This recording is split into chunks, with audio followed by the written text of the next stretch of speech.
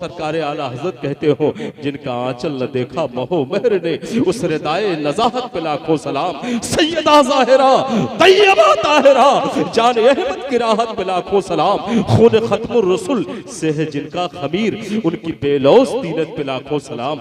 आबे ततहीर से जिसमें पौधे जमे, उस रियाज़े नजाबत पे लाखों सलाम। मुहर्रम गुजरे ज्यादा दिन नहीं गुजरा है, आज भी फातिमा के चमन का हर फूल इतना शगुफ्ता है, इतना शगुफ्ता है कि इकबाल कहते हैं कि मोहम्मद मुस्तफा के बाग के सब फूल ऐसे हैं जो बिन पानी के तर रहते हैं, मुरझाया नहीं करते। करबला की जंग 1000 साल गुजर जाने के बाद शहीद आजम का खून जिंदा है, शहीदों की कुर्बानी जिंदा है। और यहाँ के फादर ऑफ नेशन 2 अक्टूबर को गांधी जयंती मनाई गई। फादर ऑफ नेशन जनाब महात्मा गांधी जी ने ये ऐलान किया था कि हमें इंडिया की आजादी के लिए हुसैनी 72 सिपाही जैसे अगर 72 मिल जाए तो वही का। मैं इवेंट्स के साथ बता सकता हूं कि जिन्होंने कहा कि जिन्होंने अपने फंडामेंटल राइट से समझौता नहीं किया, ऐसे 72 जाबाज वो पूरे मुल्क की तकदीर बदल गए। ये फातिमा है जिन्होंने अपनी कोख से ज़ैनब दिया, कासिम दिया, अली अकबर दिया। सरकार की विलादत को एक महसूस तरीके से आप तक मुंतकिल करना चाहता हूँ। सबसे पहले अल्लाह ताला ने उनकी तकलीफ फरमाई, इसकी शहादत हदीस जाबिर से हुई। सरकार के सहाबी हज़रत जाबिर रज़ी अल्लाह ताला अन्हु एक मर्तबा सरकार से पूछते हैं, मता वजबत लकन नबुव्वा या रसूल अल्लाह, आप नबी कब बने, नबुव्वत आपके लिए कब से वाजिब है? तो सरकार ने इरशाद फरमाया, या जाबिर कुंतो नबियों व आदमो बैनल माए व तीन, मैं उस वक्त भी नबी था जब आदम आबोगिल की मंजिलों में। और इसकी एक शहादत सैयदुल मलाइका जिब्रील अमीन ने दी, जो फरिश्तों के सरदार हैं। हमारे आका की उम्र मुबारक 63 साल है। देखिए जो बातें आप तक मुंतकिल की जाए उस पर ध्यान दें। अगर मैं चीख न पाऊँ, अगर बहुत तेज न बोल पाऊँ तो वो मेरी अपनी कमजोरी है, लेकिन बातें जो होंगी वो बस उस पर आप ध्यान दें कि बात अगर काबिल कबूल हो तो उस पर तवज्जो होनी चाहिए, नाजो अंदाज पे नहीं। हज़रत जिब्रील एक मर्तबा बारगाह रिसालत में आए। यूं तो सरकार की उम्र मुबारक जो ज़ाहिरी हयात पाक है वो 63 साल है, इतनी है जो सरकार इस दुनिया में गुजार के गए। वो तो आप आज भी जिंदा है, यह हमारा अकीदा है। मेरे इमाम ने कहा, तो जिंदा है बल्ला, तो जिंदा है बल्ला, मेरी चश्मे आलम से छुप जाने वाला। और बल्कि ये कह ले कि उनकी जिंदगी से पूरी खुदाई जिंदा है। उन्हीं के दम कदम से बाग़ आलम में बहार, से बाग़ आलम में बहार। वो न हो आलम न हो, गर वो नहीं आलम नहीं, वो न हो आलम। आज अगर ये नब्ज़े कायनात धड़क रही है, इकबाल ने क्या कहा, खेमा अफलाक का इस्तादा इसी नाम से। आज जो आसमान बगैर सुतून के खड़ा है ना, ये नाम मोहम्मद का सदका। खेमा अफलाक का इस्तादा इसी नाम से है, और नब्ज़े हस्ती तपिश आमादा इसी नाम से। आज जो नब्ज़े कायनात धड़क रही है, ये उनकी जिंदगी की बुनियाद पे धड़क रही है। और मैं तो एक जुमला और आगे बढ़ के कहता हूँ, वो किसी और का मफरूजा नबी होगा जो मर के मिट्टी में मिल गया होगा। मेरा नबी मेरी महफिलों में जिंदा है, हमारे दिलों में जिंदा है, हमारी अश्कों में जिंदा है, हमारी नाले नीम शबी में जिंदा है, हमारी आहे सुबहगाही में जिंदा है, हमारे हर जो है सोजो गदाज में जिंदा है, हर लम्हा जिंदा है। और वो जिंदा ही नहीं बल्कि अपनी नजरों से पूरी कायनात को संभाले हुए। समझ रहे? तो हज़रत जिब्रील बारगाह रिसालत में आए। अब सरकार की उम्र मुबारक 63 साल है, और इस 63 साल में जिब्रील ने जो हाजिरी दी है बारगाह रिसालत में, 24,000 मरतबा हाजिरी दिया। 63 साल में 24,000 बार सरकार की बारगाह में हाजिरी देने वाले गुलाम का नाम है जिब्रील अमीन। अब अगर इसको कैलकुलेशन किया जाए तो हयात नबवी का कोई लम्हा ऐसा नहीं है जो जिब्रील की रिफाकत से खाली। लम्हा लम्हा, शाना शाना, कदम कदम जिब्रील साथ।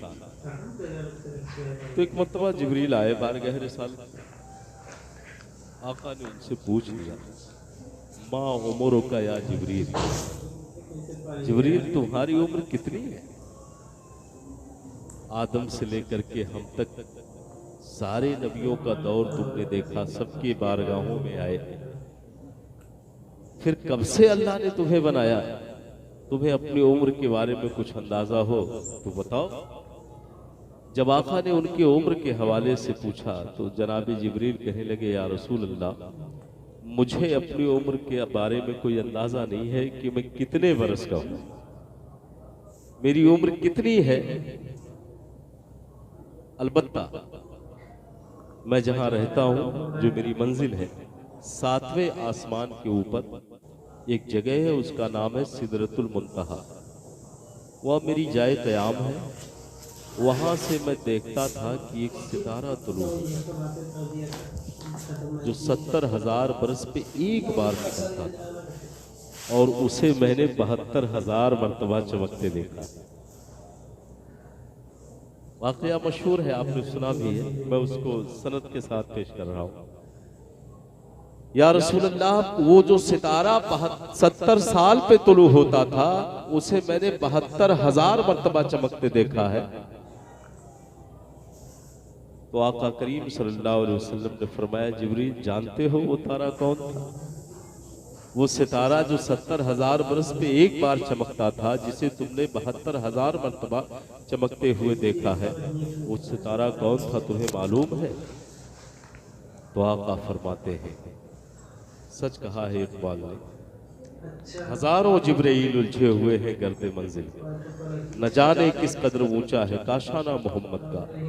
बस अब इकबाल क्या शरह नबूवत हो, मोहम्मद से मोहम्मद तक है अफसाना मोहम्मद का।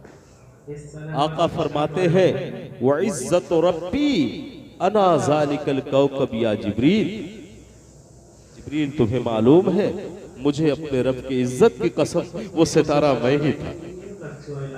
अल्लाह के रहमतों के जलवे में मैं ही था। इस दुनिया में आने से पहले उस सितारे की शक्ल में अल्लाह ने मुझे उफ़क़े नबूवत पे नमूदार फरमाया। तो अब सरकार की उम्र का अंदाजा लगा। सबसे पहले सरकार की तख्लीक हुई, आपका नूर बना। आका फरमाते हैं, अव्वलो मा खलक़ल्लाहु नूरी व कुल्लुल खलाइक़ा मिन नूरी व अना मिन नूरिल्लाह। अल्लाह ने सबसे पहले मेरे नूर को बनाया, फिर मेरे नूर से पूरी खुदाई बनी, और मैं अल्लाह का नूर हूं। अब जरा देखें, बनाया सबसे पहले मगर भेजा सबके बाद। क्या हिकमत थी? अगर बनाया पहले था तो पहले भेज भी दिया होता। न हंसते आदम आते, न कोई नबी आता, पहले वही आ जाते, तो फिर किसी नबी की जरूरत नहीं पड़ती। अगर वो आ गए होते ना, तो फिर किसी नबी की जरूरत नहीं पड़ती। इसलिए कि उनके हवाले से तो कुरान ने ऐलान फरमाया है कि महबूब आए तो दीन मुकम्मल हो गया, महबूब आए तो अल्लाह की नेमतें पूरी हो गई। अल यौम अकमलतु लकुम दीनुकुम व अतममतु अलैकुम नेमती व रज़ीतु लकुमुल इस्लाम दीना। ये कुरान का ऐलान है कि महबूब आप आए तो मेरा दीन मुकम्मल हो गया, आप पर मेरी नेमतें तमाम हो गई, और मैं दीन इस्लाम देकर के राजी हो गया। अगर सरकार पहले आ जाते तो फिर किसी नबी की नबूवत की जरूरत जमाने को नहीं थी। लेकिन वजह क्या थी, हिकमत क्या थी, मशीयत का को मंजूर क्या था कि जिससे सबसे पहले बनाया उसे सबसे आखिर में क्यों भेजा? इसमें हिकमत थी। हिकमत ये थी कि जब इंसानी हिदायत और इंसान के जिंदगी के किसी भी गोशे की तकमील तशना रह जाए, ज़ाब्ते अखलाक तशना रह जाए, यानी इंसान को इंसान कामिल बनाने की जो खूबियां जो अंबिया लेकर के, गौर करिएगा, बात जरा सी फिक्री है, आपकी तवज्जो का तालिब हूं। इंसान को इंसान कामिल बनाने के लिए जो सिफात अंबिया लेकर के आए, जो किताबे हिदायत लेकर के आए, अगर ये काफी होता एक नबी की तालीम तो दूसरे नबी की जरूरत नहीं पड़ती। पता क्या चला कि हर नबी इंसान के एक ज़ाब्ते हयात की तकमील के लिए आता रहा। मिसाल के तौर पे फिरौन है, फिरौन के सामने जो उसकी रियाया है, वहां पर मामला यह है कि वो अपने को खुदा कहलवा रहा था, तो उसकी बातिल खुदाई का जोम तोड़ने के लिए अल्लाह ने हजरत मूसा अलैहिस्सलाम को भेजा, और जो फिरौन के परिस्तार थे उन्हें आपने जहां तक आपकी कोशिश रही खुदा का परिस्तार बनाया। इसी तरीके से आप देखते चले नमरूद की हुकूमत, इसके सामने जो कौम है, नमरूद की सरकशी से बचाने के लिए अल्लाह ने हज़रत इब्राहीम अलैहिस्सलाम को भेजा। तो इंसान के जो है ज़ाब्ते हयात के एक एक गोशे की तकमील के लिए अंबिया आते रहे, लेकिन इंसानी ज़ाब्ते हयात का मुकम्मल गोशा मुनव्वर करने के लिए एक नबी आए, और वो नबी है जिसकी सेलिब्रेशन के लिए हम यहाँ जमा, जिनकी यौम विलादत पूरी दुनिया महसूस करती है। मैं ये प्रूफ करूंगा तो आपकी रूह अशश कर जाएगी। सिर्फ आका की तालीम ऐसी है, आका की ज़ाते मुबारक ऐसी है जिसने इंसानी ज़ाब्ते हयात के किसी गोशे को तशना नहीं छोड़ा। मैं आपको बताऊं, मैं उस जुमले को वही रोकता हूं, मैं सरकार की तालीम का असर बताता हूं। ज़ात एक है मगर पूरी खुदाई के लिए नमूना, पूरी खुदाई के लिए नमूना। कुरान पाक बोल उठा, लक़द काना लकुम फी रसूलिल्लाहि उस्वतुन हसना। ऐ ज़माने वालों, अगर तुम्हें जिंदगी का पाकपन चाहिए, अगर ज़ाब्ते हयात का तुम्हें आला नमूना चाहिए, तो मेरे महबूब की जिंदगी को देखो। मौला तेरे हबीब की जिंदगी को नमूने जिंदगी बनाना है तो बादशाह भी बनाए, मजदूर भी बनाए, गरीब भी बनाए, मालदार भी बनाए। दुनिया में बहुत किस्म के लोग हैं मगर जात एक है और सबके लिए नमूना बन रही है।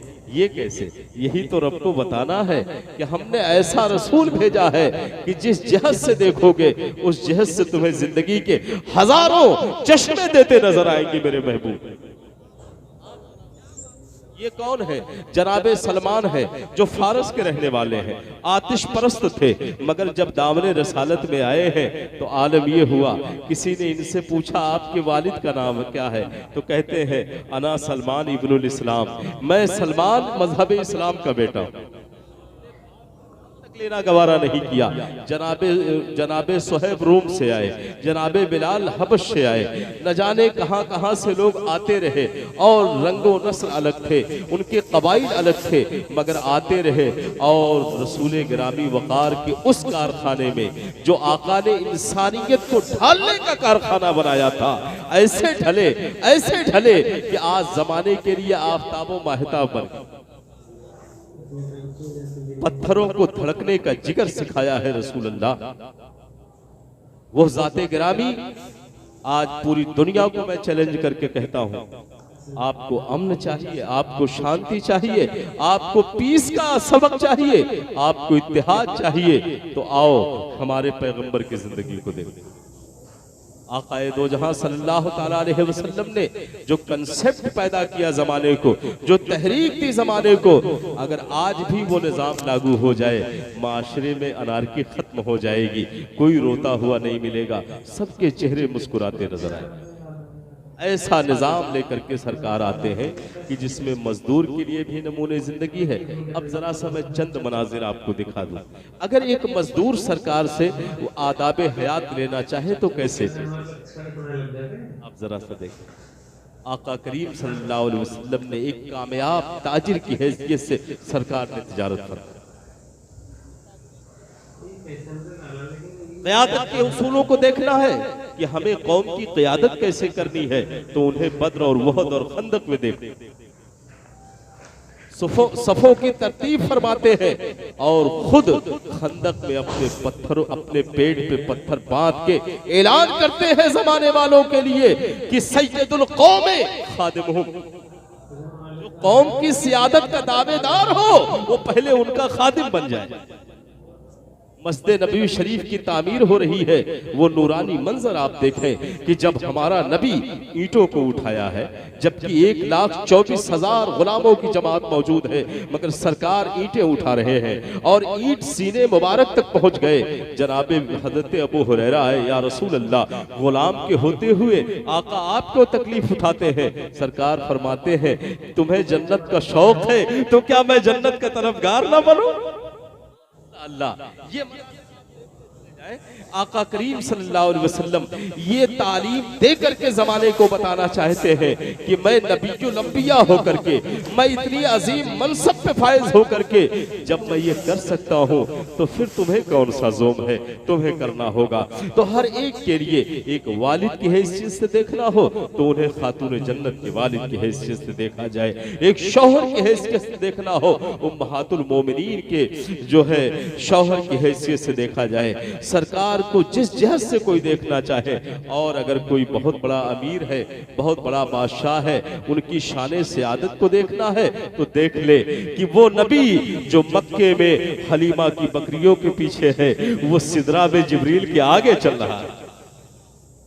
जिसे दुनिया ने हलीमा की बकरियों के पीछे देखा है, उसे फिर शबे मेराज जिब्रील के आगे भी देखा है, जहां जिब्रील कह रहे थे अगर यकसरे मुये बरतर परम फरोगे तजल्ला बसोजन परम, जहां उनके पर जले वहां इनके कदम चले।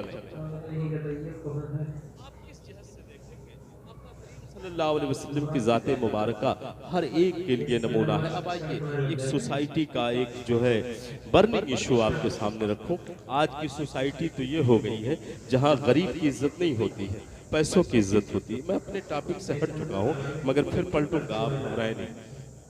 आज की सोसाइटी में और ये सारी बुराइयों का शाफसाना है कि हमने जो है इज्जत का मेयार दौलत को बना रखा है। दौलत को जब से हमने मेयार बना रखा तब से नतीजे में हुकूक की पामाली हो रही है, माशरे से सुकून गारत हो रहा है।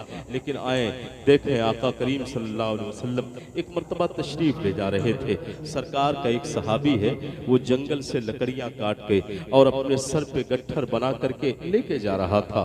आका करीम सल्लल्लाहु अलैहि वसल्लम पीछे से आते हैं और आका करीम सल्लल्लाहु अलैहि वसल्लम ने देखा ये मेरा गरीब सहाबी रिज़्क़े हलाल के लिए कोशिशें कर रहा है, मेहनत कर रहा है और ये जो है हलाल तरीके से अपने बच्चों को खिलाना चाहता है, परवरिश करना चाहता है। गो की सोसाइटी में इसका कोई मकाम नहीं है, मगर आका इसका मकाम बता रहे हैं जमाने वालों को। सरकार पीछे से पहुंचे और एक अंदाजे मुहिब्बाना है, ये अंदाजे दिलरुबाना है कि सरकार ने उसके जो है आंखों पे अपने दस्ते करम रख दिए। सरकार ने जैसे छोटे बच्चों को आपने देखा होगा कि वो खेल रहे हैं तो दूसरा बच्चा पीछे से आके उसके आंख पे हाथ रख देता है, पूछता है बताओ मैं कौन हूँ। ये एक अंदाज होता है मोहब्बत का कि थोड़ी देर के लिए गम दूर हो जाए और हम इस माहौल में चले आए और हमारी फीलिंग बदल जाए, हमारा एहसास बदल जाए। आका करीम सल्लल्लाहु अलैहि वसल्लम ने पीछे से पहुंच करके अपने उस गरीब सहाबी के आंखों पर अपने हाथ रख दिए और आका फरमाते हैं बताओ मैं कौन हूँ। जरा अंदाजा तो करें ये कौन सी जाते गिरामी है।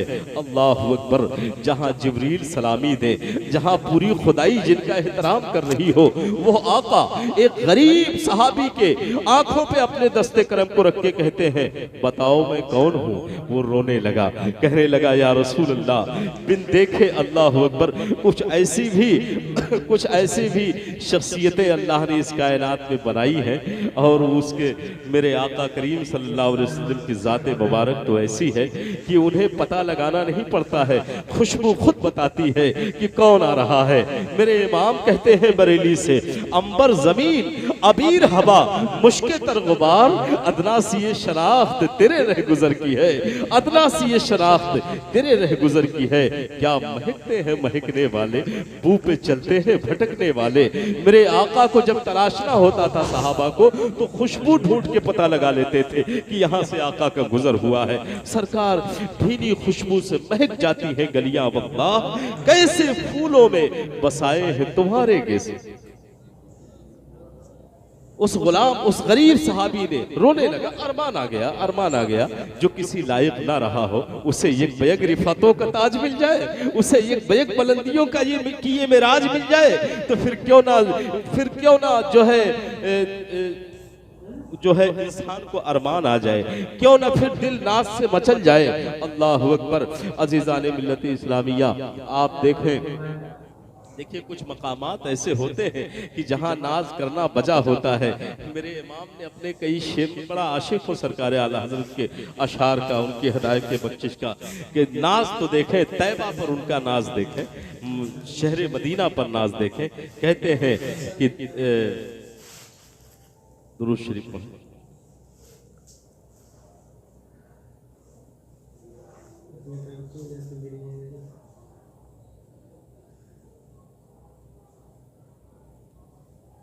कैसे जीते हैं खुल्द में ऐ हूरो, तैबा से खुल्द में आने वाले।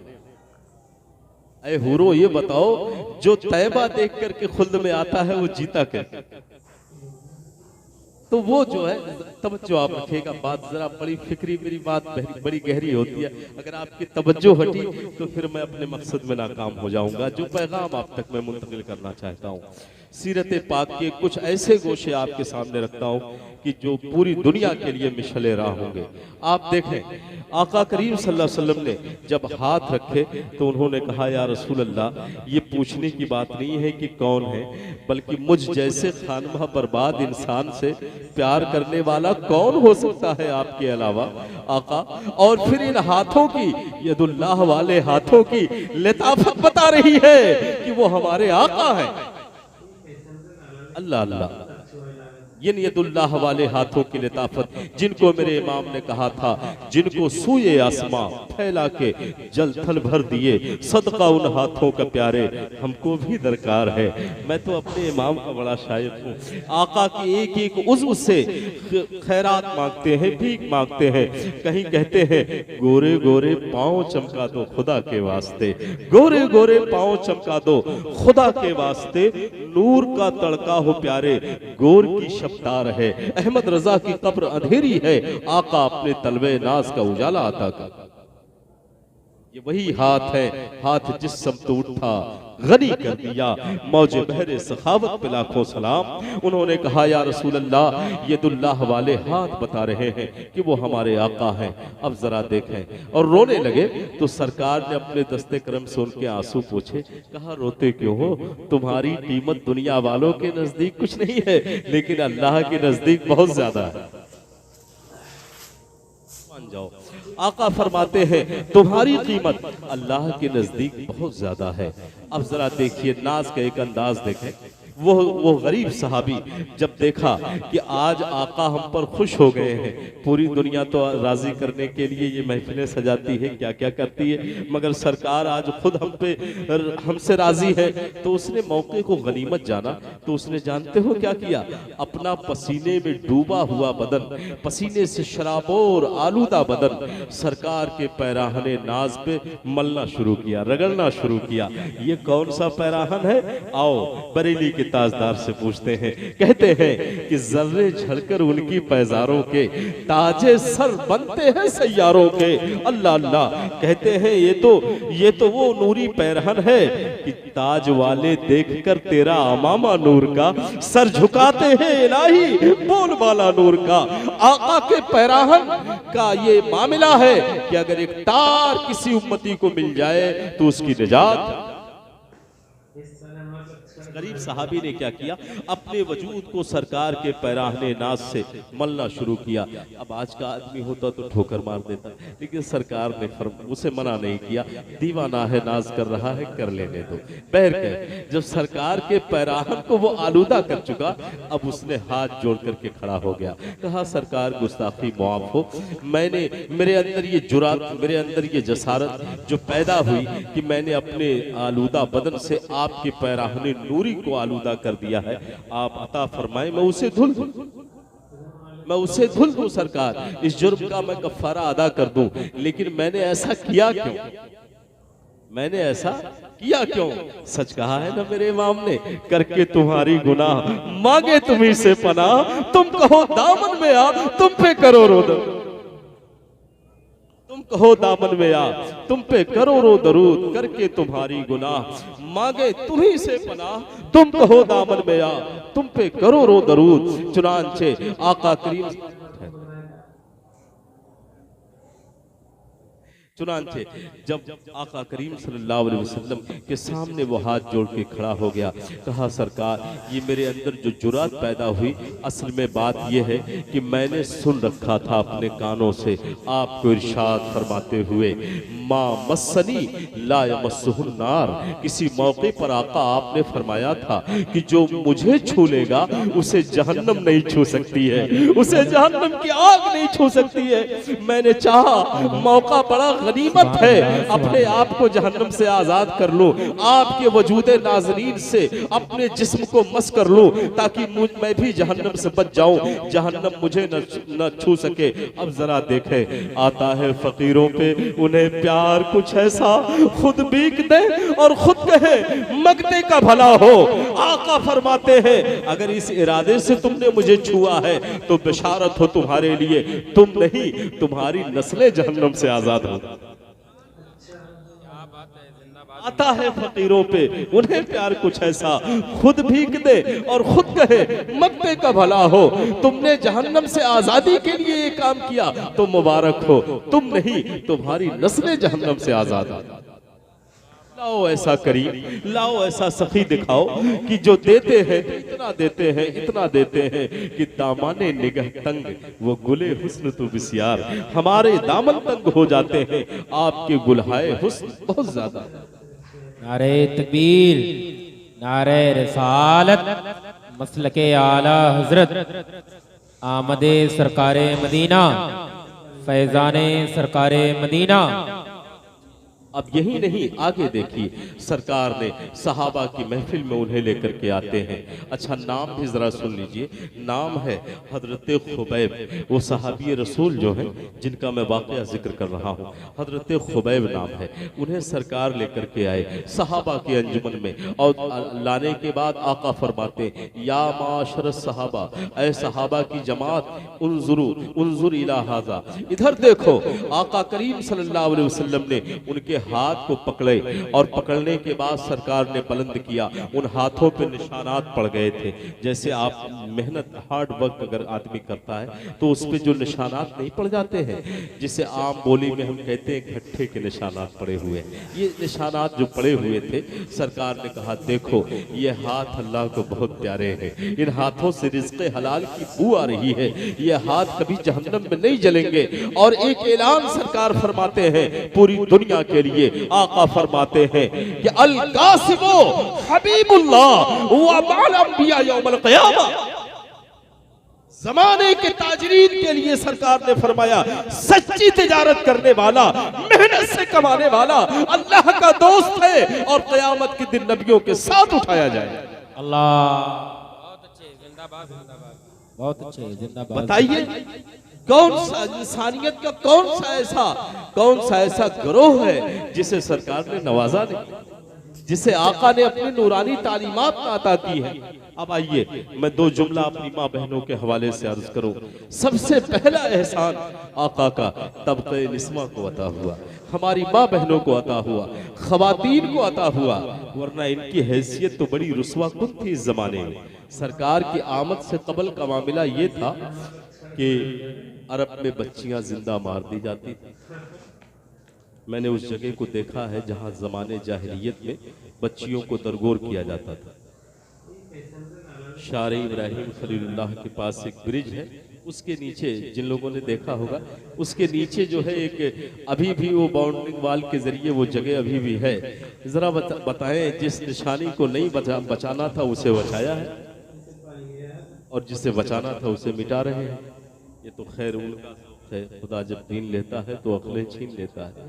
आज हाजी का हाल यह है, उस जमीन पे पहुंचता है तो वो उनके कदमों के निशानात ढूंढता है, निस्बतों को तलाश करता है कि कहाँ मेरे महबूब का कदम है, कहाँ सरकार की गलियां हैं, कहाँ आका का गुजर हुआ है।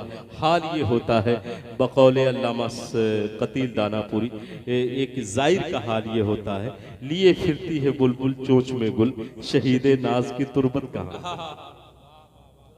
ज़ौक़ रखता हूँ, गुफ्तगू भी अदबी रहती है, इसलिए अदबी जुमलों की गुफ्तगू होती है। ये हाल होता है जाहिर का, लिए फिरती है बुलबुल चोंच में गुल, शहीद नाज की तुरबत कहाँ है। मगर आलम क्या है कि दुनिया अपने आसार को बचाती है, ये मिटाते हैं। नतीजे के तौर पे आप देख लें, यहूदियों की गुलामी में जिक्र कर दिए गए हैं। और आज जो मामलात, मैं उधर जाऊंगा तो मेरी जो है तकरीर का जो है मज़ा वो तब्दील हो जाएगा। मैं उनके हालात में गुफ्तगू नहीं करना चाहता। लना आमालुकुम लकुम आमालुकुम, तुम्हारा अमल तुम्हारे साथ, हमारा अमल हमारे साथ। लेकिन यहाँ जो मुझे बताना है, सरकार की आमद का फैज़ान, आका करीम सल्लल्लाहु ताला अलैहि वसल्लम उस जमाने में आते हैं जो बदतरीन जमाना था। उन्हें पहले नहीं भेजा गया ताकि दीगर अंबिया जाएं, और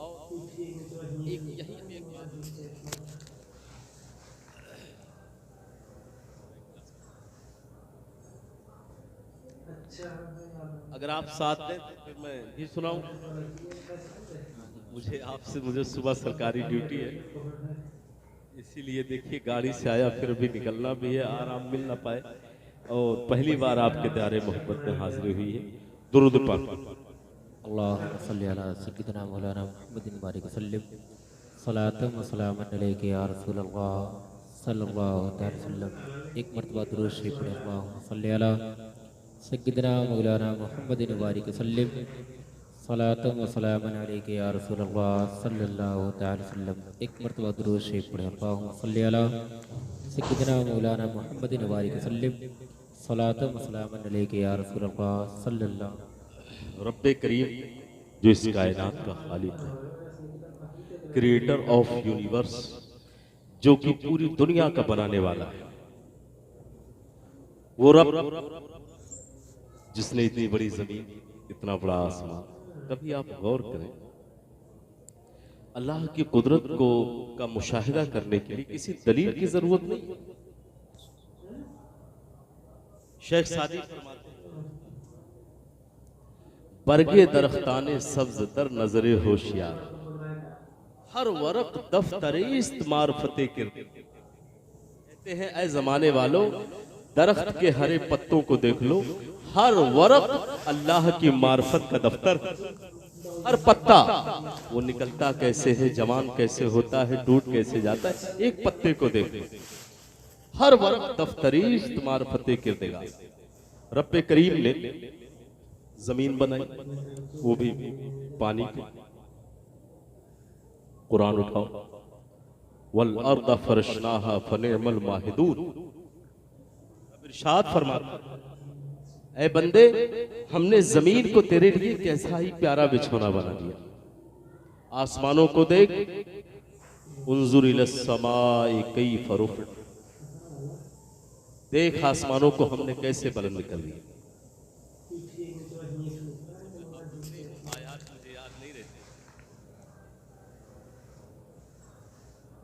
आयात पढ़ने में गलती हो, मफाहिम ज़हन में रहते हैं।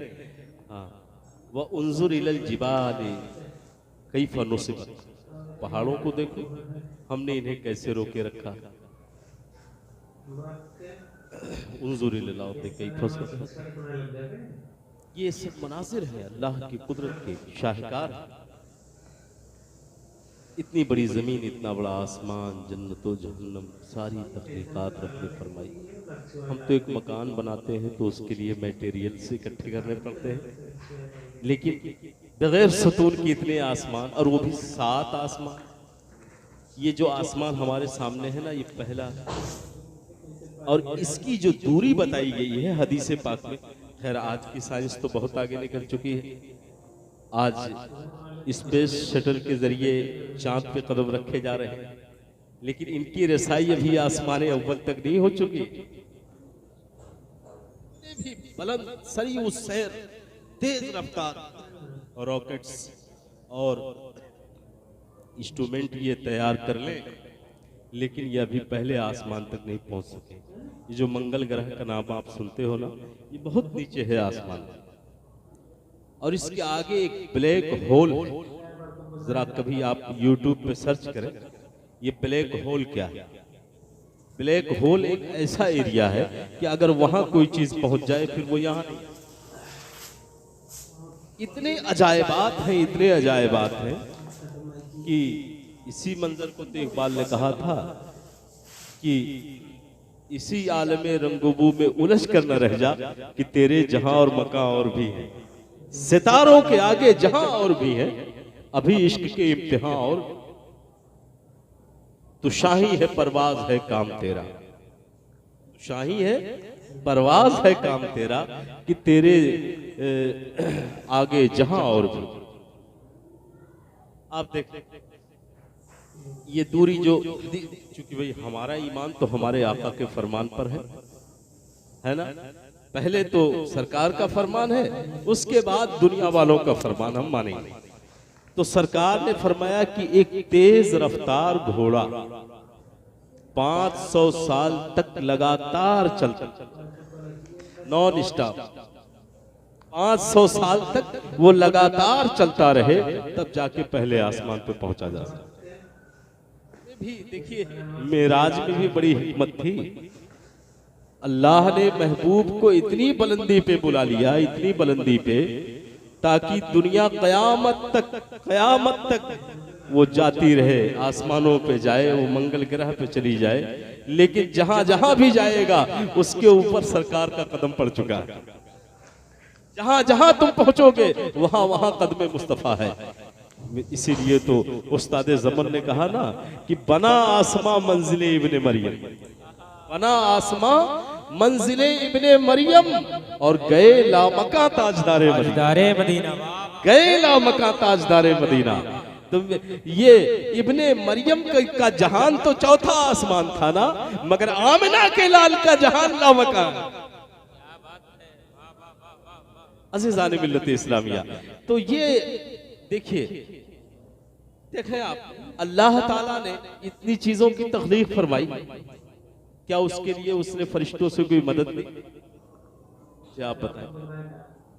कुरान उठाएं, शहादत में अल्लाह ताला ने न फरिश्तों से मदद दी, न अपने किसी बंदे से, न मखलूक से मदद दी, बल्कि उसने कहा कुन फयकून।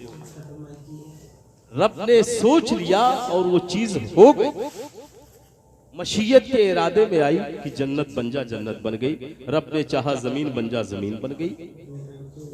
लेकिन जनाबे आदम को जब बनाना हुआ तो रब अगर कह देता आदम बन जाओ तो वो बन जाते। यहां उसकी कारीगरी बदल गई। जो रब सिर्फ सोच ले तो चीज बन जाती है, वो फिर आदम के बारे में अपना सिस्टम क्यों बदल दिया? सिस्टम ऑफ क्रिएशन, बनाने का अंदाज।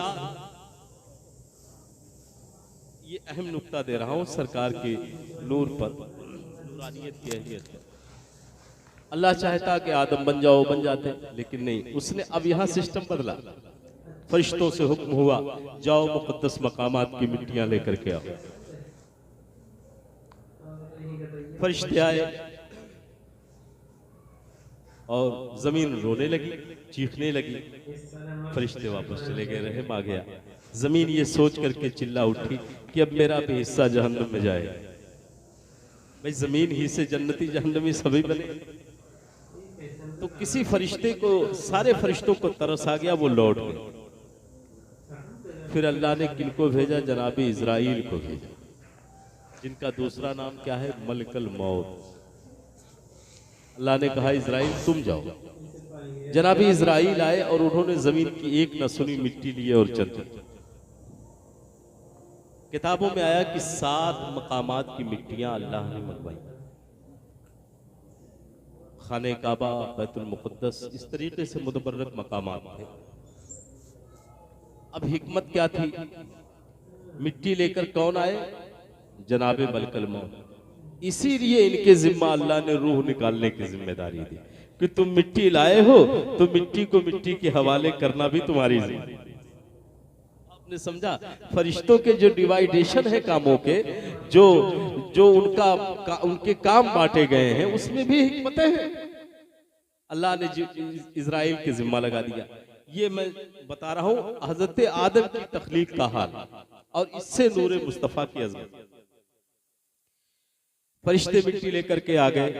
अल्लाह ने अपने यदे कुदरत से अपनी शान के मुताबिक हजरत आदम अलैहिस्सलाम का स्टेचू तैयार किया, उनका खाका तैयार किया। और जब जसदे आदम बन गया तो 40 दिन तक अल्लाह की तजल्लियां बरसी, फिर उसके अनवार, फिर उसके बरक़ात, इस तरीके से 40-40 यौम तक उस पे बारिश होती रही जसदे खाकिया आदम। फिर जब ये दिन मुकम्मिल हुआ तो अल्लाह ने रूह डाली। रूह डाली गई तो रूह घबरा के बाहर। मौला बड़ा तारीक कमरा है, मैं नहीं ठहर पाऊंगा, अंधेरे से सबको वहशत होती है। तो अल्लाह ताला ने आका का नूर उनकी पेशानी में रखा। ये खास बात है। जिस आका, जिस नूर वाले आका की मिलाद हम यहाँ सुन रहे हैं और पढ़ रहे हैं, उसी आका का नूर उनकी पेशानी में रखा गया। जरा तसव्वुर में डूब जाओ तो फिर कलेजा फट जाए कि हम कैसे करीम आका के उम्मती, कितने अजीम आका के उम्मती हैं। मैं अभी आपको महसूस कराऊंगा। जब ये नूर रखा गया तो रूह ठहर गई। फिर अल्लाह ने क्या कहा फरिश्तों से?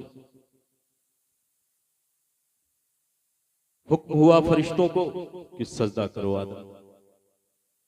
सारे फरिश्ते सजदे में चले गए, क्योंकि सजदे ताजीमी उस वक्त जायज था।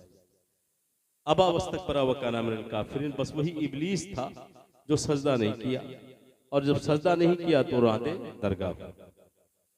बात दरअसल ये है कि उसने अक्ल को राह दे दी। मैं बड़ी खास बात अब अर्ज करने जा रहा हूं, यहां से अकीदे की बड़ी पुख्ता दलील मिलेगी। एक तरफ है अल्लाह का हुक्म और दूसरी तरफ है इब्लीस की अक्ल और उसका इल्म। इसीलिए हमारे दीन की पूरी बुनियाद इश्क पर रखी गई।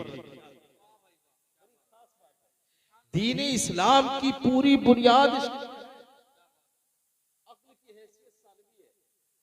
कलंदरे लाहौरी डॉक्टर इकबाल कहते हैं, असल में मैं इकबाल साहब का बहुत गहरा मुताला है, इसलिए मैं उनकी फिक्र से मुतासिर होता हूं।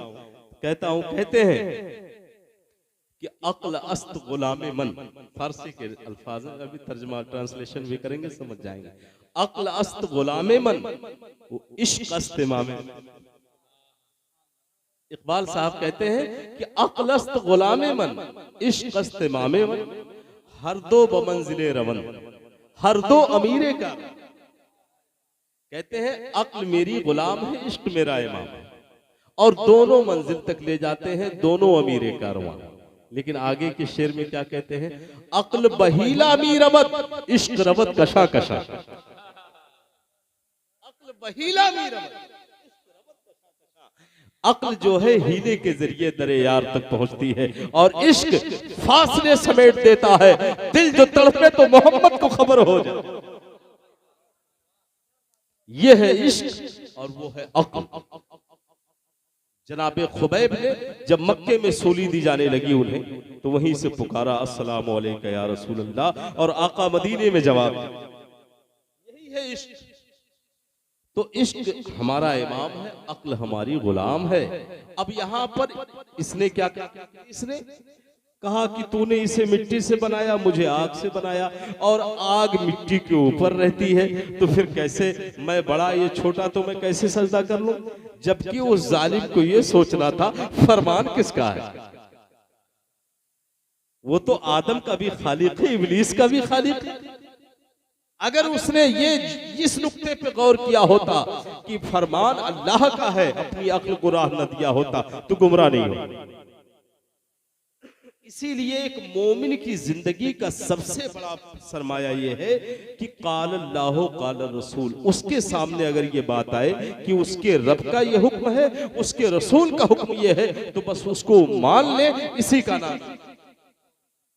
उसको अगर अक्ल की कसौटी पे ले गया ना तो शैतान आपको ठोकर मार, शैतान आपको ठोकर मार ही देगा। इजाजत दीजिए तो जुमले मुतरजा के तौर पे एक बात और अर्ज कर दूं। इमाम राजी बहुत बड़े आलिम, उससे बड़ा तो कोई आलिम था नहीं उस जमाने में। जब उनके नज़ा की घड़ी आई, मैं तो नहीं रहूंगा, चला जाऊंगा, फिर मुलाकात हो ना हो, लेकिन आपके अकीदे के हवाले से, आपके काम के हवाले से अगर ये बातें पसंद आए तो आप इसे अपने दिल में जगह दें। बड़े आलिम थे, लेकिन हदीस पाक में आया है कि जब इंसान के सकरात की घड़ी होती है, जागने का वक्त होता है और रूह उसके गले में अटक गई होती है, तो शैताने लईन आता। यही वो घड़ी होती है कि घर वालों को कहा जाता है कि कलमे तैयबा की तलकीन करो, वहां कलमा शरीफ पढ़ो, तुम्हारी ये आवाज सुन करके उसे कलमा पढ़ना आ जाएगा। इस वक्त शैतान उसके सामने खड़ा है और वो ये चाह रहा है कि हम इसका ईमान छीन लें ताकि इसकी पूरी जिंदगी की इबादत इसके काम ना आ सके। ये बड़ी मुश्किल घड़ी होती है, बड़ी नाजुक घड़ी होती है। अल्लाह से तौफीक मांगे कि ईमान पर खात्मा रखे, अल्लाह ईमान पर खात्मा फरमा दे। कहते हैं कि बड़ी कठिन है हसन ये रातें, सुनाते रहिए नबी की। बड़ी कठिन है हसन ये रातें, सुनाते रहिए नबी की नाते। सुकून मिलता है नात सुन को, मैं नात सुनकर बहल रहा। ये बड़ी सख्त मंजिल होती है। जनाब इमाम राजी के सामने आ गया शैतान, इब्लीस से लई, और जरा वो मुकालमा सुनिए आप। कहा राजी, जिंदगी भर तुमने पढ़ा और पढ़ाया है, खुदा को पहचाना? कहा हाँ बेशक मेरा रब एक है। ला जिद्दा लहू ला निद्दा लहू ला शरीका लहू ला मसीला लहू ला मिस्ल लहू। न उसका कोई शरीक, न उसका कोई हमसाया, न उसका कोई हम जिन्स, न उसका कोई मद्दे मुकाबिल, न उसका कोई हमसर। कहा गलत। इनकी दलील को जो इन्होंने पेश किया अल्लाह की वहदानियत पर, उसने उनकी दलील को काट, और जबरदस्ती नहीं, बरबिनाए इल्म किया काट, इल्म के जरिए। अरे भाई आप बताएं, अगर मैं कह दूं कि ये रात है और आप मुझे इसका इनकार करें तो कौन बात मानेगा? आप अगर दिन का दावा कर रहे हो तो दिन का सबूत भी देना पड़ेगा। उसने इल्म के जरिए इनकी दलील काटी। अब जब ये काटा तो फिर दूसरी दलील उन्होंने दी। इमाम मंतिक थे, किताबों में आया कि 360 दलीलें आपने दी थी अल्लाह के एक होने पर। कितनी दलीलें? 360 एविडेंस और प्रूफ्स आपने दिए थे। हमें आपको तो शायद 2-4 दलीलें भी ना याद। अगर हमारे सामने ऐसी सिचुएशन आ जाए तो हम 2-4 दलीलें भी नहीं बता पाएंगे। लेकिन इमाम राजी ने कितने दलील दिए थे? 360 प्रूफ्स आपने अल्लाह के एक होने पर दिए, और 360 को वो रद्द करता चला गया। क्योंकि मामूली आदमी वो भी नहीं है, किसी जमाने में फरिश्तों का उस्ताद था ना। वो आदम की तख्लीक से पहले फरिश्तों का उस्ताद था, जन्नत में रहता था, फरिश्ते इसका झूला झुलाया करते थे। बड़ी इज्जत और कुर्बत थी इसकी रब की बारगाह में। बल्कि इसकी इबादत के हवाले से आया, इतना बड़ा साजिद था ये कि पूरी दुनिया में इसके सजदे फैला दिए जाए तो रुए जमीन तक। ये सारे मामलात उसके थे। लेकिन अब वो मैं यहां जिस वाकई को बता रहा हूं, इश्क की अहमियत, 360 दलाइल को जब वो रद्द करता चला गया, अब इमाम राजी को ये इस मंजिल पर आप आ गए कि लगता था कि अब दो खुदा मान ही लेना। और इब्लीस का यही मंशा था कि बस दो खुदा मान ले, पूरी जिंदगी का किया धरा मिट्टी में मिल जाए और ईमान पर खात्मा ना हो।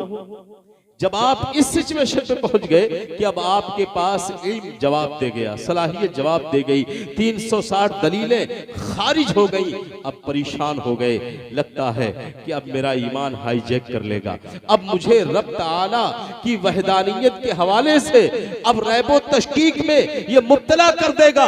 अब इसी मकाम पर इश्क आके बचा लेता है, इश्क रहबरी कर रहा है। मुर्शिद का नाम है नजमुद्दीन कुबरा, उनकी जो मुर्शिद हैं, जिनसे वो बैत हासिल, जिनसे उन्होंने बैत किया था, मुर्शिद देख रहे हैं कि अब तक मुरीद के अंदर ताकत था, वो लड़ता रहा। मुर्शिदे कामिल देख रहा है, ऐसा नहीं है, देखिए बेखबर हो जो गुलामों से तो आका क्या है, और मिट न जाए जो आका पे तो बंदा क्या है। जानते हैं मुर्शिद देख रहे हैं कि जब तक राजी के अंदर इल्म और सलाहियत है वो लड़ता रहे।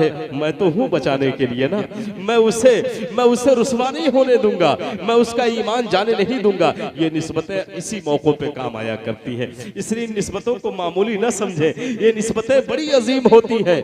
ये निस्बत अगर आपकी कामिल है तो यकीन माने कि ये निस्बत कभी ना कभी जरूर काम आएगी। हज़रत नजमुद्दीन कुबरा वहीं से इरशाद फरमाते हैं, वजू फरमा रहे थे आप, वजू का बचा हुआ पानी फेंकते हैं, वो जरा सा छींटे मारा है मुर्शिद ने, और उस छींटे इमाम राजी के पुष्ट पर लगे हैं।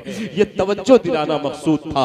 इमाम राजी को ठंडक महसूस हुई, पीछे पलट के देखते हैं तो चेहरा पीर का नजर आया है, नजमुद्दीन कुबरा का चेहरा नजर आया। कहते हो हुजूर बचाइए, बड़ी मुश्किल घड़ी में हूँ, मेरी सारी दलीलें जा चुकी हैं और शैताने लईन मेरे सामने खड़ा है, अब मैं करूँ तो क्या करूँ।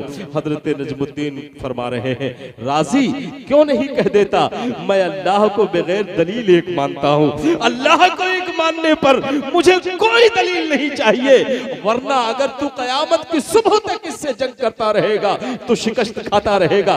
कह दे हमने रब को माना है तो मान लिया है, इस पर कोई दलील नहीं चाहिए। नारे तकबीर, नारे रसालत, मसलके आला हजरत। यही ईमान है, मेरे नबी का फरमान हो, मेरे रब का फरमान हो, हमें इस पर दलील नहीं चाहिए, हमें इस पर कोई प्रूफ चाहिए ही नहीं। इकबाल साहब ने क्या कहा कि एक देखने वाले का कहा मान लिया, एक देखने वाले का कहा मान लिया है, इस तरह से हमने तुझको खुदा मान लिया। हमने देखा नहीं है, हमारा ईमान बिशहूद नहीं है, ईमान बिशहादत। सरकार ने देखकर बताया, सो हम सरकार की गवाही पर गवाही दें। तो आप जरा देखें, ये बात यहां तक आई इश्क और अक्ल के हवाले से, तो मैं अर्ज कर दिया। अब वहां चलिए आप, हजरत आदम की तख्लीक हो रही है। अल्लाह ने ऐसा क्यों नहीं किया, जैसे जमीन व आसमान बनाया ऐसे उन्हें क्यों नहीं बनाया? हिकमत क्या थी आदम की तख्लीक में, इतनी आराइशों की, इतने एहतमाम की, इतने शान की, फरिश्तों के सजदों की और अपने दस्ते कुदरत की ठंडक अता करने की। क्यों, किस लिए? इसलिए कि दुनिया वालों को बताना मकसूद था कि पहली बात तो यह है कि जाहिर भी निगाहें, यानी जो फिर दो को चार समझ सकती हैं, वो तो यही देख रही है कि जनाब आदम बनाए जा रहे हैं, मगर अल्लाह वालों का कहना है, सूफिया का मज़हब है, अहलुल्लाह कहते हैं नहीं, वो आदम नहीं बन रहे हैं, आदम तो बन ही रहे हैं, लेकिन ये जो आराइश हो रही है आदम के तख्लीक के सिलसिले में, जो अल्लाह ताला एहतमाम फरमा रहा है, उसकी वजह यह है कि जिसमें आदम मकाने नूरे मुस्तफ़ा को बनना है, आदम का जिस्म नूरे मुस्तफ़ा का मकान बनना है, इसलिए वो तामीरे आदम नहीं, मकाने नूरे मुस्तफा बनाया जा रहा है। और जो चीज जहां महबूब का नूर रखा जाएगा, उसे सादा तरीके से नहीं बल्कि उसको एहतमाम से बनाया जाए। जब आप बताएं, जब महबूब का नूर ज़र्फ़े आदम में रखा जाए तो आदम को संवारा जाए, और अगर महबूब के जिक्र के लिए आज हम खुशियों के तौर पर अगर झंडियां लगाए, जश्न मनाए और जुलूस निकाले, तो मैं तो कहता हूं इस पर सबसे बड़ी दलील यही है कि ये मेरे रब की सुन्नत है। नारे तकबीर, नारे रसालत, अज़मते सरकारे मदीना। रब ने नूर रखने की जगह को इतना मोहतरम बनाया, अब तो वो नूर आ चुका, अब तो वो नूर मौजूद है। हम क्यों न खुशियां मनाएं, सरकार की आमद की खुशी मनाओ। अब जरा देखिए एक और नुक्ता, अल्लाह ने फरिश्तों से सजदा करवाया आदम, मगर खुद किया नहीं। वो अमल करवाया फरिश्तों से जो वो नहीं करता। सजदा करना ये बंदों की सिफत है, वो मस्जूद है, वो सजदा नहीं। पूरी दुनिया साजिद, याद रखें, पूरी दुनिया साजिद है, वो मस्जूद। सजदा करना बंदे की शान है, रब की शान नहीं। मैं बेनियाब, तुम्हारे सजदों से मेरी रुबूबियत की शान नहीं बढ़ती, तुम्हारे बंदगी की शान बढ़ती है। तो वो अमल फरिश्तों से करवाया आदम के लिए जो खुद नहीं करता, यानी सजदा ये रब का अमल नहीं है। लेकिन जरा देखें, यही तो फर्क है सफीउल्लाह में हबीबुल्लाह, सफीउल्लाह में हबीबुल्लाह में, कि हबीबुल्लाह से जब मोहब्बत करता है रब, तो वो अमल करता है जो खुद करता है, वही बंदों से करता है। कहता है अल्लाह और उसके फरिश्ते महबूब पर दुरूद पढ़ते हैं, ऐ दुनिया वालों तुम भी पढ़ो। ये मेरा अमल नहीं है, मगर महबूब पर दुरूद पढ़ना ये मेरा भी अमल है, फरिश्तों का भी अमल है, तुम भी अपना अमल बना लो। अब एक नुक्ता इसमें और वो मैं आपके सामने, तवज्जो बढ़ा लीजिए। आपका बैठना मुझे, आपका साथ देना ही मुझे हौसला दे रहा है कि मैं आप तक मुंतजिर। अगर आप बेज़ौक ना हो, आप मुझे छोड़ के चले जाएं, मैं भी अपनी राह लूंगा। लेकिन मैं समझ रहा हूं कि शायद आप बाज़ौक सामीन हैं। एक नुक्ता और सुनिए, देखिए ये मेरी अकीदत नहीं है, ये सरासर हकीकत है जो कुछ मैं बयान कर रहा हूं। जरा देखें आप, अल्लाह का जिक्र कभी बंद है? बताएं। एक आन एक सेकंड के लिए भी जिक्र खुदा बंद नहीं होता। सिर्फ अजान को आप ले लीजिए, अजान 24 घंटे अजान होती है, 24 घंटे जो टाइमिंग है दुनिया का, उस हिसाब से यहां जोहर हो रहा है तो कहीं असर हो रहा है, कहीं मगरिब है तो कहीं इशा हो। कहते हैं कि ये इंडोनेशिया से शुरू होती है अजान और फिर लौट करके वही पूरी दुनिया से गर्दिश करते हुए एक लम्हे के लिए भी जिक्र खुदा मौकूफ नहीं। शेख सादी फरमाते हैं,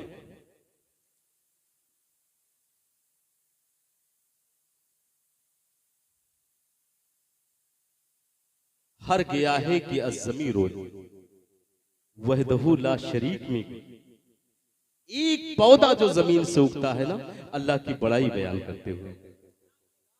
और आपको बताऊं, नुज़हतुल मजालिस लिखने वाले अल्लामा अब्दुल रहमान सफूरी वो तहरीर फरमाते हैं, इस रिवायत को तवज्जो से सुने। आप फरमाते हैं कोई भी मछली शिकारी के जाल में उस वक्त तक नहीं आती है जब तक वो अल्लाह का जिक्र करती रहती है। जिक्र खुदा से गाफिल होती है शिकारी के जाल में।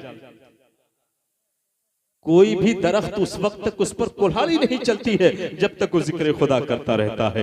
कोई भी पहाड़ उस वक्त तक उस पे तीशे नहीं चलते हैं जब तक वो जिक्र इलाही में लगा रहता है। हर आन हर लम्हा अल्लाह का जिक्र जारी। या और बात है हम ना कर रहे हो, हम गाफिल हो, तो इसका मतलब ये नहीं कि पूरी दुनिया अल्लाह के जिक्र से गाफिल है। जिस दिन जिक्र खुदा बंद हो जाएगा ना, उस दिन जानते हो वो कयामत का दिन, वो कयामत की घड़ी होगी जब जिक्र खुदा मौकूफ होगा। जिक्र खुदा चल रहा है, कब से चल रहा है ये रब ही जाने, कब तक चलेगा रब ही जाने। जारी बड़ी खास बात बताने जा रहा हूं, इंशाल्लाह मुद्दत तो याद रखेंगे, ये भी सतह ज़हन। एक घड़ी ऐसी आएगी कि जिक्र खुदा बंद हो जाए। जिक्र खुदा एक आन के लिए बंद होगी। आप पूछे घड़ी कौन है जब जिक्र खुदा बंद हो?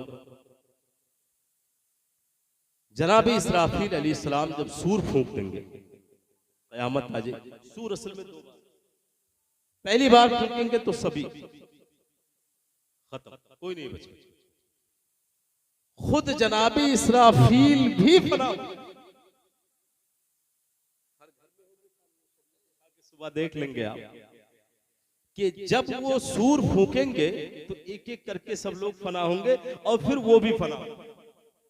फिर अल्लाह ताला अपनी कुदरत से उन्हें जिंदा,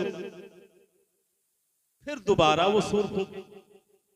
अब लोग धीरे धीरे उठेंगे, लेकिन वो जो पीरियड, जो दौरानिया है कि जिसमें जिक्र खुदा बंद होना है, वो मैं आपको दिखाना चाहता हूं।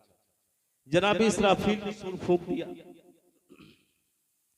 अब सूर फूंकने के बाद खुद भी चले गए, खुद भी मौत की आगोश में चले गए। अब सिर्फ एक ही जात बची है पूरी कायनात, वो है रब की। सूरह रहमान, कुल्लु मन अलैहा फान व यबका वजहु रब्बिका ज़ुल जलाल वल इकराम। हर एक फना होंगे, बाकी रहने वाली जात खुदाए बुजुर्ग बंद। अब जब सब फना हो जाएंगे, कोई नहीं बचा है, तो रब ताला एक ऐलान, वो ऐलान पे जरा सुन लो। जो जमीन पे बड़े अकड़ के चलते हैं ना, जो अल्लाह की दी हुई दौलत से अपनी औकात भूल जाते हैं, वो आज सुन ले। किबरियाई अल्लाह की चादर है, बंदा ओढ़े। अब कोई नहीं बचा है, सिर्फ रब। अब बताइए जिक्र बंद हुआ कि नहीं? कोई जाकिर है ही नहीं। यही ये वो लम्हा है कि अब कोई जाकिर बचा ही नहीं जो जिक्र करे। यही वो घड़ी है कि जिक्र खुदा बंद हो गया है कायनात। रब फरमा रहा होगा, लिमनिल मुल्कुल यौम, बताओ आज के दिन किसकी बादशाहत है? दुनिया में तो बड़े बादशाह बनते थे, आज बोलो कौन बादशाह है? कोई हो तो जवाब दे। सब आसूदे ख्वाब, सब पड़े हुए हैं, किसी गोशे से जवाब नहीं आ रही है। फिर रब खुद फरमा रहा है, लिल्लाहिल वाहिदिल क़हार, अल्लाह वाहिद क़हार की बादशाह। ये घड़ी तो आ गई। आपने सुना ना कि जिक्र खुदा बंद हो गया, लेकिन अब जो मैं कहने जा रहा हूं, जिक्र खुदा एक आन के लिए बंद तो हो सकता है, लेकिन जिक्र मुस्तफा नहीं बंद हो सकता। जिक्र खुदा बंद हो सकता है, मुमकिन है, मगर सरकार का जिक्र उस लम्हे भी जारी है। अब वो कोई कम जहन वाला ये ना सोचे कि नबी के जिक्र को खुदा के जिक्र से बुलंद कर रहे हो। नहीं, नबी बंदे हैं और रब ताला माबूद है। रब ताला माबूद है, सरकार अब्द है। लेकिन जो हकीकत बता रही है और जो खुद रब्बे कायनात इस जमाने को बता रहा है, महबूब के जिक्र की अहमियत बता रहा है, वो आप सुन लें। उस घड़ी भी जिक्र मुस्तफा जारी है। जिस घड़ी में जिक्र खुदा बंद हुआ है, उस घड़ी में भी जिक्र मुस्तफा जारी है। इसका प्रूफ आप हमसे मांगे कि जिक्र मुस्तफा कैसे जारी है, तो मैं कहूंगा इसलिए कि जाकिर मुस्तफा खुद रब्बे कायनात है, उसे फना नहीं है। तवज्जो करें, जाकिर मुस्तफा, सरकार का जिक्र करने वाला, करने वाली जो जात है, वो उसे फना नहीं है, उसे मौत नहीं है। तो पता ये चला कि जाकिर ना रहे तो जिक्र कहां रहेगा, और जब जाकिर मौजूद हो तो जिक्र नहीं फना होगा। बड़ी लतीफ बात मैंने आपके ज़हन तक रखी है। शायद आपकी ज़ौक़े समाज से मुझे उम्मीद है कि आप में इसे आप समझ गए होंगे कि जाकिर मुस्तफा खुद रब्बे कायनात है। और कैसे है? रब खुद फरमा रहा है, इन्नल्लाहा व मलाइकतहू, बेशक अल्लाह और उसके फरिश्ते महबूब पर दुरूद पढ़ते हैं। तो रब तो बाकी है ना, रब तो बाकी है। ला यमूत, उसे मौत नहीं आएगी, वो ज़ाकिर मुस्तफा है, वो रब खुद महबूब पर दुरूद पढ़ता है, यानी वो ज़ाकिर मुस्तफा। गौर करें, पूरी कायनात ज़ाकिर खुदा है मगर खुदा ज़ाकिर मुस्तफा, इसलिए खुदा को जो है मौत नहीं आनी, इसलिए मुस्तफा का जिक्र बंद नहीं हो। अब आप देखिए दुरूद शरीफ पढ़ें, सिलसिला चला। उनके बाद कंटिन्यू नबी आते रहे, आदम से लेकर के ईसा अलैहिस्सलाम तक कमोबेश 1,24,000 अंबिया आए जमीन पर, और कोई जमाना नबियों से खाली नहीं रहा। एक नबी के जाने से पहले दूसरा नबी आ गया, लेकिन जब जनाब ईसा अलैहिस्सलाम गए तो अब हमारे आका को आना था, तो उनके जाने में और सरकार के आने में 500 साल का जमाना, ये गैप है, ये डिस्टेंस है, दुनिया पे फासला है, खुदाई तालीमात से इंसान की दूरी है, कोई नबी नहीं आया।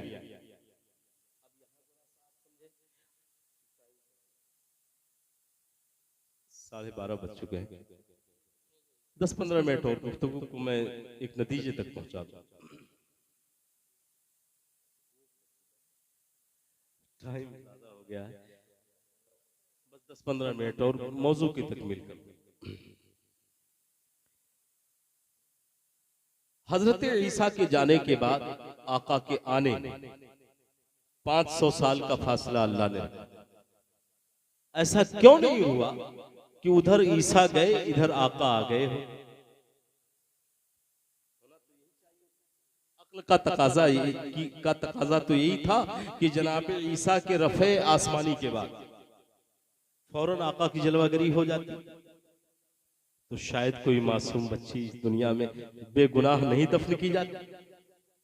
शायद जो आप जुल्म के माहौल सुनते हैं वो आप नहीं सुनते। कुरान पाक कहता है वइज़ल मऊदतु सुइलत बिअय्यि ज़ंबिन क़ुतिलत। आखिर ये 500 साल का जो डार्कनेस बढ़ाया गया, तारीकी बढ़ाई गई, क्यों? ये अंधेरे क्यों बढ़ाए गए? उजाला फौरन क्यों नहीं दिया गया? इसमें हिकमत ये कि अब वो नबी आने वाला है जिनके बाद कोई और नबी नहीं आए। अब वो किताब उनके साथ जाएगी कि जिस किताब के बाद कोई दूसरी सहीफ़े हिदायत नहीं। इसलिए जब भूख ज्यादा लग जाती है ना तो नेमत का इदराक बढ़ जाता है। आपने महसूस किया होगा रमजानुल मुबारक में 12 घंटे की भूख और प्यास आपके नजदीक एक खुश्क रोटी की भी अहमियत बढ़ा देती है। आम दिनों में आपको मुरक्कल ग़िज़ाएं भी आपको जो है अच्छी रास नहीं आती हैं, लेकिन रमजानुल मुबारक में जब 12 घंटे की तपिश के साथ बंदा खुश्क रोटी खाता है और एक कतरा ठंडा पानी उतारता है तो उसके जिस्म का हर उज़्व अल्लाह के शुक्र अदा करता नजर आता है। अहमियत बढ़ जा रही है इसलिए कि भूख ने अल्लाह की नेमत का एहसास बढ़ा दिया, इदराक दे दिया, शऊर दे दिया। तो ये जो चादर तबीज कर दी गई है ना, ताकि जब दुनिया बिल्कुल तड़पने लगे तो ऐसे नबी को भेजा जाए कि अब किसी को शिकायत ना रहे, ऐसा नबी जाए कि लोग बढ़ करके इस्तकबाल करें। इसीलिए तो अजीजान मिल्लत इस्लामिया उनका इस्तकबाल सिर्फ फर्शियों ने नहीं है कि और नबी के इस्तकबाल में तो उनके उम्मती खड़े हुए हैं, मगर ये वो नबी है कि जब ये आए हैं तो इनके इस्तकबाल में पूरी खुदाई खड़ी हो, पूरी खुदाई खड़ी। मेरे इमाम ने क्या कहा, हाँ यही करती हैं चिड़िया फरियाद, मेरे आका की बसे शान अजीम, जानवर भी करें जिनकी ताजीम, पेड़ करते हैं अदब से तस्लीम, संग करते हैं अदब से तस्लीम, पेड़ सजदे में गिरा करते हैं और कहते हैं कि इसी दर पर शुतराने नाशाद गिल्ले रंजो इना करते हैं। एक सहाबी का ऊंट पागल हो गया था, लोगों ने रास्ता बदल दिया, सरकार आए, लोगों ने कहा या रसूल अल्लाह इधर से न जाए, ये ऊंट दीवाना हो गया है, काट लेगा। आका फरमाते हैं ठहरो। जब सरकार वहां तशरीफ ले गए, ऊंट दौड़ करके आया और सरकार के कदमाने मुबारक पे सर रख दिया, और रखने के बाद सरकार के कान मुबारक में वो कुछ कहने लगा। आप बताइए अरबी जबान में कहा होगा? नहीं, वो तो अपनी मदर टंग और जो मदर लैंग्वेज है उसी में तो कहा होगा ना। उसने कहा, सरकार ने सुन लिया, आका ने कहा इसका मालिक कहाँ है, बुलाओ।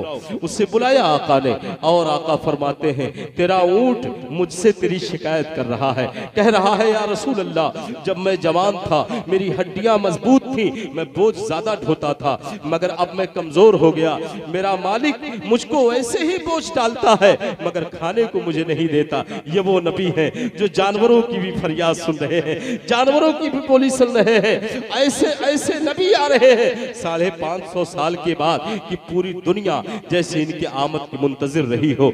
ये वो रसूल आ रहे हैं कि जिनके इस्तकबाल में पूरी खुदाई खड़ी हो रही है। आज तक आपने ये नहीं सुना होगा कि काबा भी किसी के लिए तवाफ किया हो।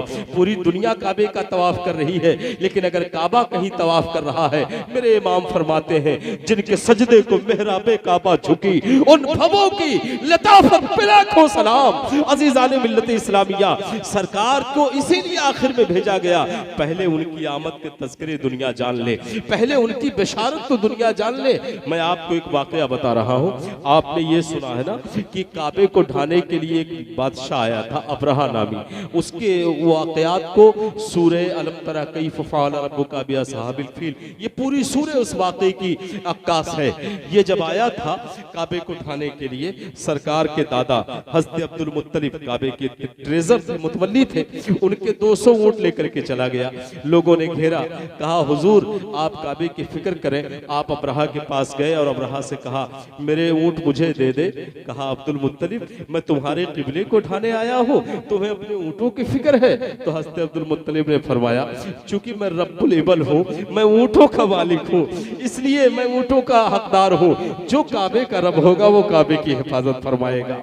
ये सरकार के दादा ने कहा और ऊंट लेकर के चले आए। लेकिन इसके बाद का मंजर आप देखिए, एक पहाड़ी है जबले अबू कुबैस नाम की, वहां पर आका के दादा अब्दुल मुत्तलिब अपनी बहू सैयदा आमिना खातून जिनके शिकमे अतहर में आका परवान की, सरकार 9 महीने माँ के शिकम में रहे, और उस रहने की बरकत जानते हो माँ को क्या मिली?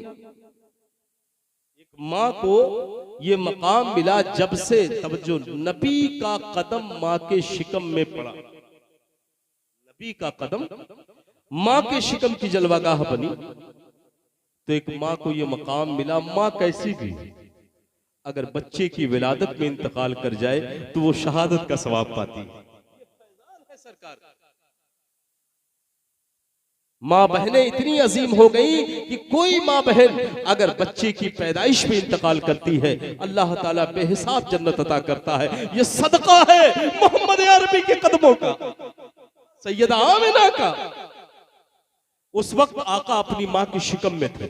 सरकार के दादा हज़रत अब्दुल मुत्तलिब ने सैयदा आमिना खातून को लेकर के गए और जबले अबू कुबैस पहाड़ पे गए और उन्हें खड़ा कर दिया एक साइड में और खुद सजदे में चले गए। कहा मौला मेरे पास तो कोई दिफाई डिफेंस ताकत तो है नहीं कि मैं अबरहा का मुकाबला कर सकूं, ना तो कौम हमारा साथ देने वाली है, ना हमारे पास ताकत है। ए मौला सिर्फ एक निस्बत है मेरे पास,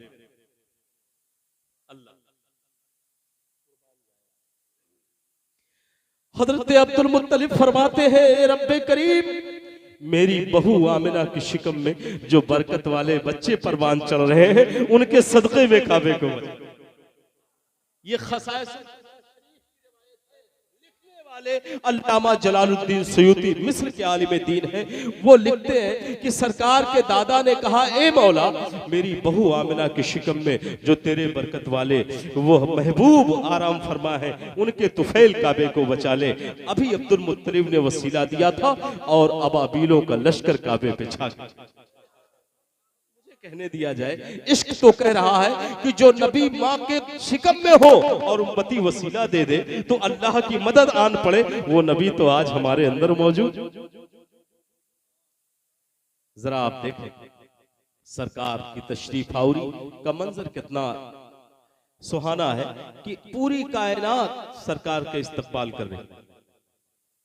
देखिए दो रुख है, एक तो अल्लाह ने उन्हें भेजा है और दूसरा रुख यह है कि सिसकती आंखों ने बुलाया,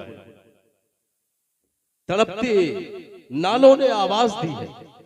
अरब के सहरा में दफन होने वाली एक बेगुनाह बच्ची की आखिरी सदा बन करके, उस आखिरी सदा का जवाब बन करके आका है। हर मजलूमों के बहते हुए आंसू पोंछने के लिए आका है।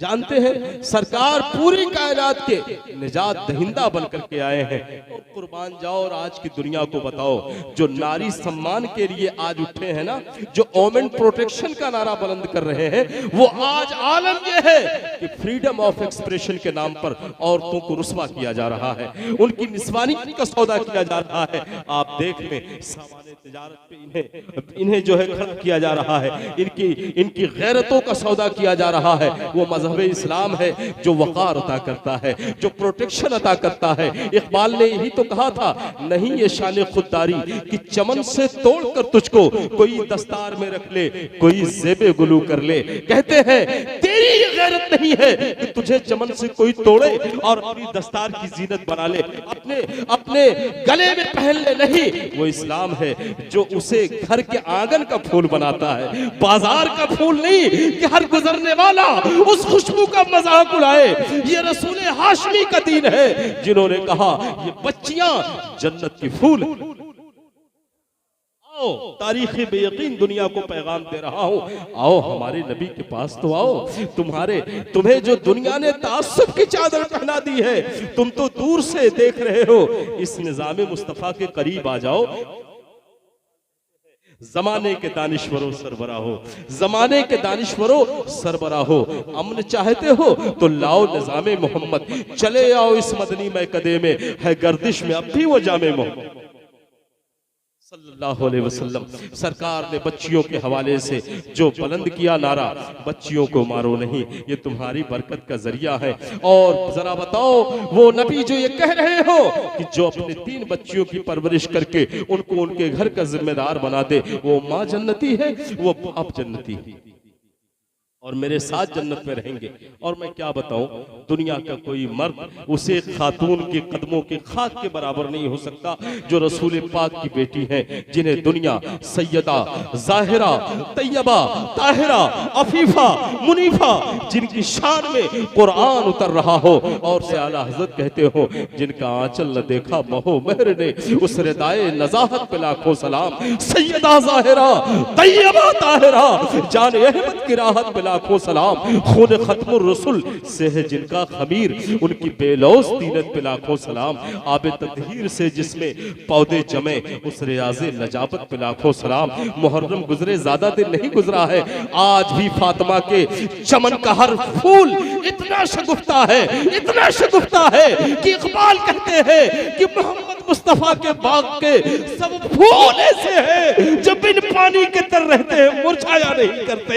करबला की जंग 1000 साल गुजर जाने के बाद शहीद आजम का खून जिंदा है, शहीदों की कुर्बानी जिंदा है। और यहाँ के फादर ऑफ नेशन 2 अक्टूबर को गांधी जयंती मनाई गई। फादर ऑफ नेशन जनाब महात्मा गांधी जी ने यह ऐलान किया था कि हमें इंडिया की आजादी के लिए हुसैनी 72 सिपाही जैसे अगर 72 मिल जाए तो वही का।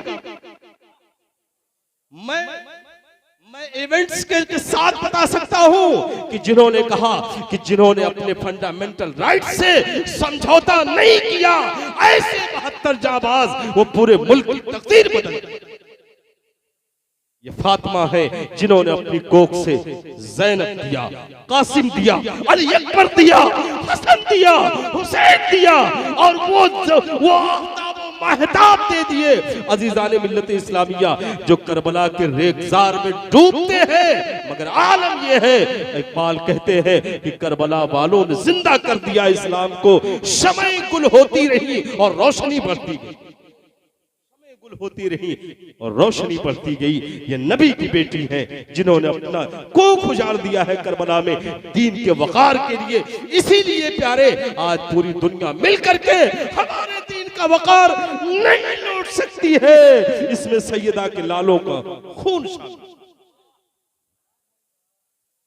फरोजा है सीने में शमे नफस मगर ताबे गुफ्तार कहती है बस। मुझे अगर वक्त ज़्यादा मिला होता और मजमा होता तो फिर इंशाल्लाह गुफ्तगू और तवील होती, लेकिन इंशाल्लाह फिर किसी मौके पे मैं दीगर बातें बहुत तशना रह गई हैं।